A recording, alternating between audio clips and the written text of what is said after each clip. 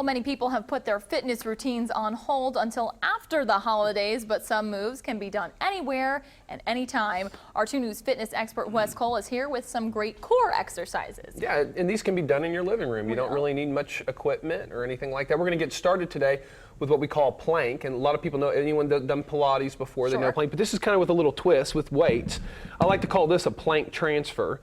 And of course, if you have like carpet, you probably wouldn't need a pad underneath there. But as you can see, it's really hard on this floor. What Beth is doing right here, she's having to flex her abdominals to really keep her spine aligned. But just the simple act of just lifting that up, it might not seem like much now, but I guarantee if you try that, it'll really work. It'll really work the posterior part of your shoulders. And this is a great exercise, especially to warm up the lower back, maybe before a run. It's difficult to me. It's going to start getting real cold, yeah, and people need to do more mobility before they run. And speaking of that, this is a great exercise to do before your run.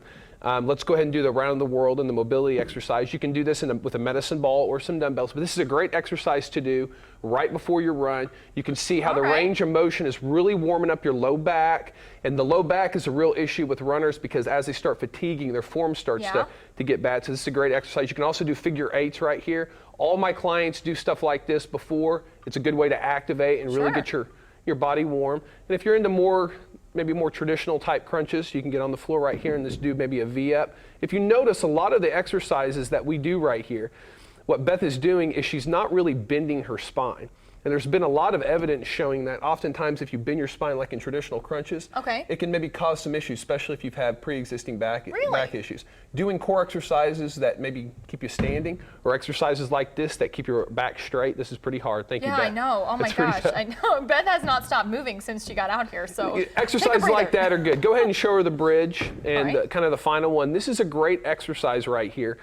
To really strengthen your back. You know, Dr. Stuart McGill, one of the world's leading back specialists, is very clear when it comes to back health. It's not back strength that determines back health, it's back endurance. And if you really look at low back, it's a postural muscle. I mean, we're with it all the time. And I know people that have very strong back muscles, but they still have injuries. Maybe it's because their endurance muscles aren't really good. This right here, maybe holding it for 3 or 4 sets of 30 seconds will really go a long way in strengthening that core. Thank you, Beth. You can stop now. Well, those are great tips. And like you said, it's getting chilly outside, so those little warm-up exercises, just use the weights you probably have at home. Yeah, and then think of exercises that have a great range of motion to really warm you up. And I always tell people, too, that stretching isn't defined as warming up. Make sure you kind of get your body moving a little bit, kind of get a little bit warm before you hop out there when it's cold. That is something I always forget. When I go running, I'll just do a quick stretch, but it's good to know that if you just get your blood running a little bit, pumping. I used to do that when I was 20, you know, just maybe a couple arm turns, I'm ready to go, but as you get a little older, you can't get away with that. Yes, that is very true. We have some viewer questions. This question is from Chrissy. She says, I'm considering fasting. What is your opinion? You know, fasting is very interesting, and there's a lot of books on the topic right now. Fasting, there is a tremendous amount of benefits that research is bringing back. Unfortunately, it's still kind of in the early stages when it comes to fasting.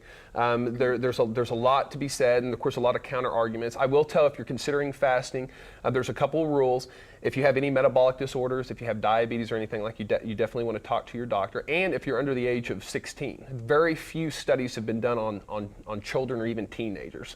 But if you're very healthy, if you're a healthy individual and you're an adult, you know, trying some fasting, it might be beneficial. There's a lot of studies proving maybe taking a little break from eating can be very beneficial. But you know, going too easy, and also remember that all the studies that are coming in, it's in its infancy when it comes to the fasting, and you just kind of have to make your best judgment on that. It's not for like an extended period of time. Oh, absolutely not. You know, just a few hours without food, and there's all different types of fasting.